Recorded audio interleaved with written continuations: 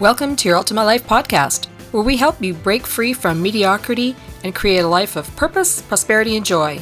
Get your free video series at yourultimatelife.ca.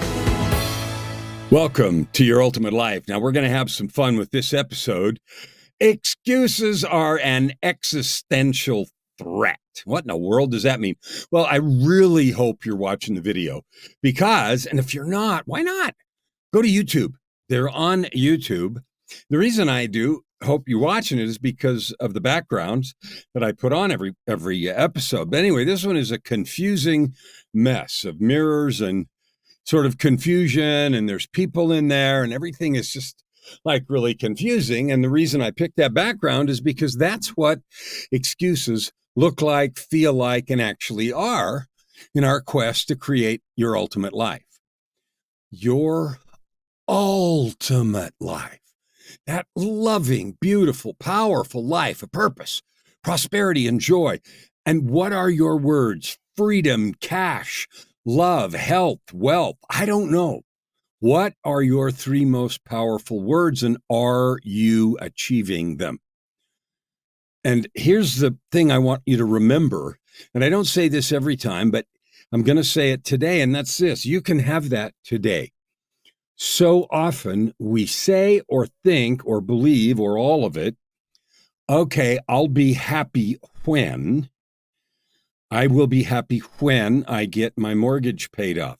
I'll be happy when my bankruptcy is discharged. I'll be happy when I get out of the hospital. I'll be happy when I get out of this relationship. I'll be happy when that idiot quits lying to me. I'll be happy when I quit hating myself. I'll be happy when I'm off drugs. I'll be happy when I quit feeling so empty in my life. I'll be happy when I find that beautiful relationship. I'll be happy when my business takes off. I'll be happy when I just have some flipping money and I don't have this crush of worry on me all the time. And there's 100 more, and I'm not going to take up a whole episode listing all the I'll be happy wins. Do you recognize those? Any of them? All of them? Take a minute right now and list your favorite I'll be happy wins. I'll be happy wins. I'll tell you what one of mine was. And that's this. I'll be happy when I create in the world the impact that I want. When I am whatever, I had some financial measures and some reach measures and so forth. And I called it the MST problem. Now, I'm very, very spiritual. As you know, I've had a near-death experience and many other divine contacts in my life. And I know that sounds kind of weird. It is what it is. If you're interested in reading about that stuff, the near-death experience is in a book called Meeting God at the Door: Conversations, Choices, and Commitments of a Near-Death Experience. That happened in June of 2018, just a little over 6 years ago, as I record this. And I did. I died. I was in the ICU. I flatlined. I had a fatal illness, an illness that should have killed me and did. I had 3 conversations with God at the door between life and eternity, and then chose to come back. Not going to talk about that here, but if you want to read about it, it's in that book. It's quite an extraordinary experience. I've had other experiences, not dying, but where dramatic things have happened that show us all how thin the veil is between us and eternity, between life and afterlife, or the universe, or whatever you want to call it. That's one thing that's happened. Another thing to think about in terms of I'll be happy when is today is the only day you have. I'll be happy when assumes there's a tomorrow. And if you really believe I'll be happy when, you're never going to be happy because the only moment you have is right now. I used to think I'll be happy when I made a certain amount of money when I was growing in my career. And I got to that threshold and it didn't change anything. And then I got to higher, doubled that threshold, and then doubled it again. And nothing changed. Nothing changed. The problems got bigger and everything else. The thing that was the commonality was who I am being. So that's why we talk about that all the time. I'll be happy when is a fatal trap that hands power for your ultimate life over to others. Circumstances, the weather, God, the universe, the government, the economy, your mate, your friends, the fortunes of, your investments or whatever. Nonsense. Absolute, utter, total bleeding nonsense. So let's talk about excuses. Today is excuses are an existential threat. An existential threat means something threatening your very life. Existence, the word is in there on purpose. So we think the alarmists today speak of climate change as an existential threat. It's certainly a problem. I don't know if it's an existential threat, meaning it will cause an extinction event, but anything is possible. So when you're totally freaked out about something, it feels to your body and your mind and your heart like an existential threat. You're going to be snuffed out. What? And be, in this mess behind me. So excuses are that. And what is it going to snuff out? It's going to snuff out, your excuses are going to snuff out your hopes and dreams. They're going to snuff out your happiness. They're going to snuff out your ability to create. They're going to snuff out your ability to have all the joy that's available to you. Now, I'm starting from a really clear premise, and I'll state it. You are a divine creation. You are a creature, a person, a beloved child of the all-powerful creator, whatever name you use. Krishna, Allah, God, all those things. You were created on purpose. You're not an accident. That's one of the powerful things I learned in my near-death experience. If you want to read about my excuses, then you need to read a different book, Tightrope of Depression, my journey from darkness, despair, and death to light, love, and life. Talk about my failures, my misery for decades, my suicide attempts, my addictions, my failed relationships, etc., etc. When I was busy making excuses and not taking responsibility completely for my own happiness. Now, I didn't know what I could do, but I wasn't really on a hardcore quest. It's easy to say, well, I didn't know. When you go over the speed limit and you say, I didn't know, that's not an excuse. It is our opportunity and responsibility to use our intellect, our skill, our capability, our curiosity to find things out if we want them. Anyway, all right. So I'm going to throw out all excuses. There are certainly times when I have been weak, disempowered, unmotivated, unable to do things like other times. So there's no question there's ups and downs in life. But nothing is permanent and everyday changes. And do you know what I didn't do at the times when I was unmotivated and struggling and disempowered? You know what I didn't do? I didn't talk to anybody. I didn't ask for help. I was afraid. I crouched in my corner. I shriveled up inside day after day. I performed on the outside, but it was a charade. It was a game. I was just doing what I was supposed to. Now, here's the thing. If I could do on the outside what I was, quote, supposed to do and struggle infinitely on the inside, so much so that I struggled with addictions and suicide attempts and all that sort of stuff. If I can play the game on the outside, I certainly could have asked for help. I certainly could have gone to somebody. I mean, I knew the existence of counselors and things. I didn't want to. So there was a choice. Excuses for me where it won't matter, won't do any good. Another excuse was, it's all my fault anyway, so what the frick are they going to do? And worse language. A lot of brutal self-talk, a negative language. Anyway, so I want you to take a minute and write down what your excuses are. What are your favorite ones? One of mine, even after I changed. Now, in 2007, I had a divine intervention, not the near-death experience of 2018, but a divine intervention that changed the direction of my life. I walked away from a 30-year career. I started life over again in 2007, 17 years ago. And that stuff's in Tightrope. After that divine intervention, I began for the first time in my life to take a little responsibility. It was slow going because I was learning a whole new way of living, a whole new way of being, a way of being more responsible, a way of choosing my own destiny, my own feelings, my own actions every day, instead of just giving in to whatever was handy and buying into the story that I have no power, no control, and can't do anything about it anyway. Even after that, on my journey of growth, I'll tell you what one of my favorite sidetrack excuses was. You know what it was? When I started trying to grow, trying to build a business and take care of my body and, recover from depression and mental illness of decades, I would have some pretty rigorous schedules. I'd line out a schedule. Here's what I'm going to do this week and today. And I'm going to do this stuff. And I would have this mighty, hurrah, I'm going to do it. And then on the first day, or maybe the second day, but often even on the first day, I would get up late. Or I would get up and I would fiddle around and didn't stick to the schedule. And by the time 2 hours had gone, I would say, screw it. I can't keep to it anyway. I'm already behind. It got to be so, and then I would be frustrated and have a grumpy feeling. And of course, that negative energy doesn't create anything good. So Joy, my wife, the divine angel that I am blessed to live with, be married to, she and I gave it a name. We called it the 8-ball feeling, because I felt like I was perpetually behind the 8-ball.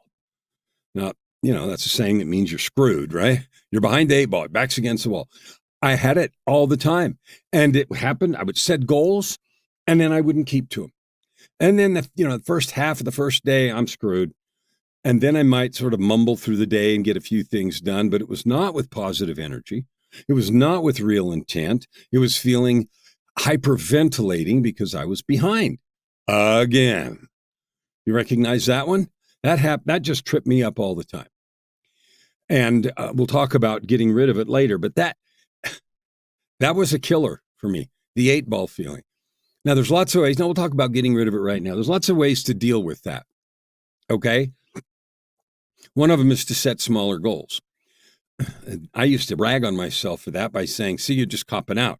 You're just wimping out. You could do more. So, well, you know what? What I discovered for me, you do what you want, that when I set smaller goals and accomplished them full on with bells on all the way over the finish line, I felt better at the end of the day, even though I had done less than I thought, quote, I could or should have done. And when I noticed that day after day, I thought, wow, this is really empowering. And then gradually it was easy to slightly increase the density of my calendar or the size of the goals. So that was one thing that really made a difference for me, is shrink the goals and get it to where I get them completed, because the dopamine for completing them made a huge difference. And then excuses were not an existential threat to my daily and weekly set of goals. Now, if you're not living your ultimate life right now and you have a goal to do that, whatever your words are, more money, better house, better car, better relationship, better health, better connection with the divine, whatever they are, you're not going to do it all at once. Nobody does. Never. It's a process of growth. That's why they call it personal development. That's why they call it business growth, right? Trees grow. They don't ding show up overnight. Even bamboo, which seems to do that, spends a few years underground growing. So your and my ability to grow depends on steady, consistent growth. When I made goals that were too big, I was continually discouraged. What it then turned into is just a reason to delay. So one tool that I used to get from behind the 8-ball was to shrink the goals. Another tool that I use still today, is to celebrate wins. Oh, my word. I used to sort of live into the idea that that's what I'm supposed to do. Well, that was a huge factor in my depression for decades. I was supposed to be perfect. I was supposed to know all this ahead of time. I was supposed to anticipate every problem. I was supposed to already have that solved. Now, where that belief, strong belief, came from doesn't even matter. There's a whole conversation about that. But I had it in spades, that everything that was wrong was my fault and I should have foreseen and done something about it. And that's not true, but I lived that way. So eliminating that, realizing not only the untruth of that, but the damage, the destruction of feeling like you're supposed to know everything and have it all squared away. That meant being more compassionate, just being human, doing the best that I can. So one way to get out behind the 8-ball is shrink the goals. Another way is celebrate. It did good. You did it. And you know what I've learned to do? Celebrate, even if the outcome wasn't what I wanted. I talked a little bit in the last episode about failure, and I've talked about that before. Failure means just not getting what you want. And when you fail, you can say, oh, I screwed up. Okay, better start over. You can hate yourself. You can just start over. Another piece that I didn't talk about before was you can celebrate. Celebrate the effort. Every day, every action is not the Super Bowl. It's not the NBA or NHL finals. It is just a day. It's just a goal. It's just an effort. I didn't get what I wanted. Okay. I'm celebrating the effort. I went after it. I did it. And the way I think of that is I said it, I did it, which means I act and operate in integrity. I do what I say I'm going to do. One of my PTAX statements is I am my word. I speak only truth. I do what I say. I am who I seem, with simplicity, transparency, and integrity. That reminder that I use every day, multiple times a day as part of my daily warm-up and stuff to keep on track, eliminates those excuses that are an existential threat to my happiness, to my goals, to my satisfaction at night when I go to bed. When I go to bed every night, I review the day. What did I do today? Did I do what I meant? What things got in the way? And things always do. That's just how life is, right? I'll give you an example. I took a break from my work and I went upstairs and I took a few chips and melted a little cheese on it and got out of the fridge a little tub of a dip, French onion or something. I don't know. And so I looked at the date because the marker on it was 50% off. So I looked at it, thought, I think it's been sitting in the fridge for a while. I better check and see. And it was expired, but not too expired. So I smelled it and it was okay. So anyway, I sat down and was watching a piece of Wimbledon and, picked up the container of dip in my hand and then reached for a chip and then looked up at the television and the container slipped out of my hand. And it tipped over forward and landed face down on the table in front of me. Well, of course, all of the dip came out on the table, and I picked up the container, and there was this chunk of dip sitting on the table. Now, the table has slats, and so there were cracks in there. So, of course, it was seeping down the cracks. So immediately I took my hands and in my hand and scooped it off the edge back into the container as best I could. And still I'm left with a white sort of sloppy mess and also some down in the slats. Now I could have lamented that or done whatever. Instead, I laughed and thought, of course, things don't go like you expect. I was only going to sit there 5 minutes and it ended up being 15, which is no big deal. But you know what? Most of those things that get in our way, that don't go like we want, really and truly, they are no big deal. But we use them for excuses, for delays, for discouragement. And then guess what? Excuses are an existential threat. Now, I don't mean every time you make an excuse, you're going to die. But I do mean when you make an excuse, your motivation might die. Your schedule might die. Your commitment to do good or to complete a certain task might die. So your existential threat might be to your project or to your motivation or to your word that you've given someone that you're going to do this, that, or the other. That has far-reaching implications because when you do that, if you do it very often at all, what you're teaching yourself, or I taught myself for a long time, I'm a liar. I can't be trusted. It doesn't really matter what I say. It's sort of haphazard and up to the universe as to whether or not it gets done. That's nonsense. Nonsense. And so I learned to quit letting excuses be an existential threat to my word. They're no longer an existential threat to my commitments to others or myself.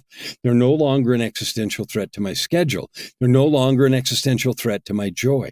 No excuses. In order to make that work, I have to be kind to myself. I have to exercise a lot of forgiveness. I have to laugh instead of get frustrated. I don't live in frustration anymore. And I can say that. I don't live there. It's just not where I want to be. I want to live, guess where? Purpose, prosperity, and joy. And I do. Honestly and truthfully, all day, every day, I'm having fun. I'm loving my life, and I still have goals. And the way I have managed to do that, this is the opposite of I'll be happy when, is this. I am happy now. Regardless of what goals I still have, regardless of what's going on in the house, regardless of whether I have health or not. I want you to hear that. In the last 7 years, 6 years and a half, 7, I guess, I've had all kinds of things. I died in 2018. I guess that's 6 years ago now. The end of 2018, another life-threatening thing. A year ago, I had an accident where I wrecked my back and arthritis is flared up. So I have that problem. I'm not complaining about anything. My lungs have still never healed from the stuff that killed me in 2018. So I have all kinds of things that I could be frustrated about, but instead I live in joy. I choose to love every day. And guess what? Make the commitments I love, complete them with joy, forgive completely others and myself when our best efforts just don't quite make it. And I let failure be just a flippin' data point. No more excuses. Now, let me tell you something about you. You're better than that.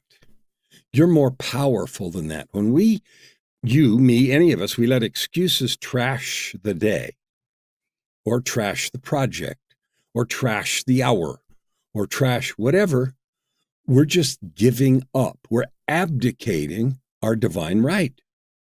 You have a divine right to happiness. You have a divine right to success. You have a divine right to joy. Those rights don't come in an Amazon box. They are created with action. So one of the misunderstandings I had for a long time was, okay, cool. If I'm a divine being and I have all this right, how come it doesn't just show up with no effort and no ease? How come it's so freaking hard? How come I got to work? Well, the answer is simple. It may not be what I or you want to hear. Growth takes work. We'll review the familiar examples. When a chick pecks its way out of an egg, if we help it, it dies. Same thing with the moth or a butterfly coming out of a cocoon. If you help it, it dies. It needs the struggle to grow. And you might be thinking, yeah, I'll do very well without struggle, thank you. No, you won't. You won't grow. The very things that have been the hardest, the most challenging, the most heart-wrenching, the most disappointing, the most potentially anger-inducing or helplessness-inducing, those very struggles are the ones that refine the gold in your heart the most. They're the ones that have the opportunity, if we let them, to make the very most out of us. Now, we all know at any moment you have the right to give excuses, give up, sit down, and quit. You also have a right at that same moment to get up, to dust yourself off, to rest as you need, to get the help you want, and go after it again. At whatever speed you can. I had someone chastise me a little bit once, and, they listened to some of my messages and said, you're talking about stuff I can't do. They used a word called ableist, meaning ageist and sexist and whatever, racist. Ableist, I had never heard before. And I looked it up. It means the assumption that if you're not able to do something, you're somehow bad. In other words, a bias toward those that are able and against those that are not able. And I thought about that. I considered it very strongly. And I thought, wow, what does that mean? Do I believe everybody can do everything? No, I don't. And so here's the conclusion. I am not in any way, shape, or form that malady or that attitude. I don't have that attitude. What I know is that every one of us can do something. What I can do is only 1/10 as much or 100th as much as someone else. We're all able to quit. If I can quit, then I can move. Quitting is a choice, whether we do it by abdication or intentionally. Complaining is a choice. Smiling is a choice. Saying something kind is a choice. Choosing to see a glass half full instead of half empty is a choice. And you might think that's a silly choice and doesn't matter. And I have quoted this study before, but there was a huge study done of thousands of people over 20 years about attitude of optimism and pessimism. Optimism simply means glass half full, or it means viewing every problem like there's got to be a way. And a pessimist is one who looks at every problem and says, we're dead. We can't do this. Just that shift in attitude meant that the people in this study over a 20-year period made more money, lived longer, were happier, and a whole bunch of really positive metrics. And the only difference between them, the different groups, was the way they chose to look at difficult situations. And it's not surprising. When you look at a difficult situation and you say, there's got to be a way, your mind works differently than when you look at the same situation and says, I'm screwed. I can't. I'm finished. It's over. I'm dead. We activate different parts of our brain and different chemistry in the bloodstream. So that gets to this last point I want to make, which is, okay, we now understand excuses at small or large levels are an existential threat. To small things, our dreams, our hopes, our daily schedule, and to large things, our ultimate life and everything else. Excuses will kill them all. So what do we do? What can I do with that knowledge? Well, I'm going to give you some language and an activity, and it's called a reframe. And before you dismiss that as some stupidity, I want you to understand reframing is not pretending. It's not looking at a broken leg and saying, I'm going to pretend that's okay. I could look a year ago, now it's been almost exactly a year, when I had that accident, not a car accident, but I rode a bicycle too hard and it did something in one of my discs in my back. And so I've had some bad pain for a year, physical therapy, and I'm limping and have a cane, et cetera, et cetera. So I was frustrated with that. I thought, how can I carry out boldly and clearly my goals to reach 250 million people and speak and do all this? Oh, if I'm in pain, how can I do that? Come on. And I was frustrated. And I thought, there's got to be something better. There's got to be a way. And it was interesting because at no time, because this is how I've trained myself over the last 16 years, not before that, my question was always, there's got to be a way. There's got to be a way. What can I do? What can I do? What can I do? What else can I do? What else can I try? How can I start over? Maybe there's different exercises. Maybe there's different pain meds.Maybe there's different activities. Maybe there's a different cadence with how long I sit, just all kinds of things. But it was never, I can't do this. And guess what? It's still there and it's migrated. Now I have pain in my other leg and, things are all over the place. I've recently, about a week ago, started taking an ice bath every morning, which if you haven't done that, we'll have a conversation about that. In fact, I've got a guest that's going to be on here in a few weeks that is a Wim Hof guy, the Iceman. So that'll be an exciting one to look forward to about why that works. But anyway, reframe is just a choice to ask the question different. How can I do something instead of I'm screwed or bitching? Why did this happen to me? When is this going to go away? What the heck? Now, the accident or the injury took place, guess what? While I was doing a service project. I was doing something at church, helping people, doing good. And so it would have been easy for me to freak out, get angry, get frustrated, feel whatever, because I view my life purpose of 250 million right now to also be divine and everything else. So I could say there's a contradiction there. And instead, what I said is, okay, this has happened. What can I learn? What can I do? How can I use this to an advantage? How can I let this refine me? And I've got answers to all those now because I've been working on it for a year. I have chosen to say to myself, I'm doing this in spite of, no matter what. And maybe that happening is a benefit, a blessing. Because of this, I'll have more empathy and more patience and everything else. So the reframe is an exercise where when something happens to you, no matter what your first reaction is, our first reaction is what it is. It's a collection of habits, and you can train those habits, but training those habits is beyond the scope of this episode. So let's assume you react how you react. Negatively, frustrated, you want to give up, you want to quit. Why me? Oh, it always happens to me, whatever that is. When you get a couple minutes past that, here's your assignment. How else can I look at this? Here's the key. It's not, for crying out loud, how else can I look at that? Because you've already decided how you're looking at that with the energy. The assignment is, Slow down, empty your mind, and say, how else can I look at this? And then go on a real inquiry. So with my leg, I said, how else can I look at this? Well, I can look at it as an opportunity to prove to myself, to those who listen or follow, that I'm going to do this even with additional challenge. I can look at it that way. You know what? That's a good way to look at it. I like that. It doesn't take the pain away. It doesn't take the injury away, but it changes how I approach this. So how else can I look at this? Just that. And then give yourself a couple of answers. Now you can cheat and say, no way, no else, stupid, whatever. And that won't do you any good.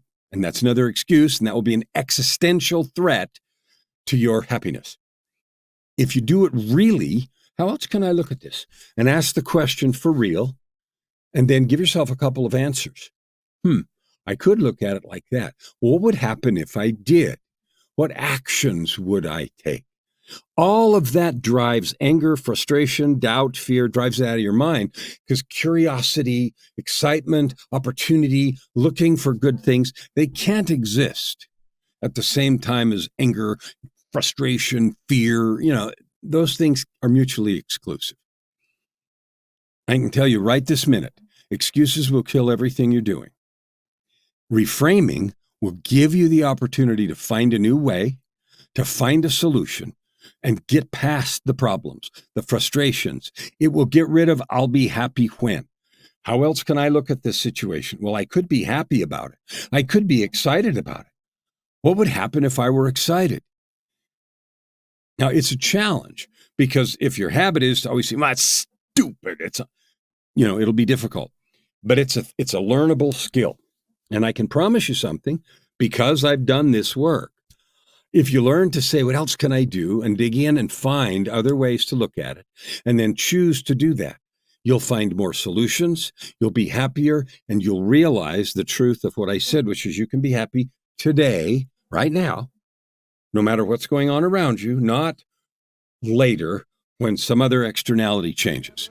That right there is a huge key to creating your ultimate life. Open your heart and this time around, stand. Thank you for listening to today's episode.